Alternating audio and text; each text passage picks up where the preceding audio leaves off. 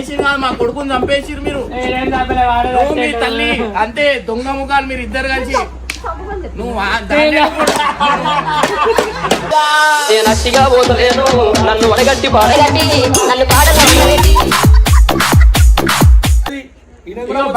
కూడా వదలలే మీకు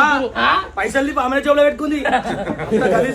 లేదు ఆయన వాళ్ళు ఏదో సంపాదించుకుంటారు ఇంట్లో ఒకటే కొడుకు బాగా పని చేసి ప్రేమలో పడేసి వాళ్ళ జీవితాలను ఖరాబ్ చేస్తారు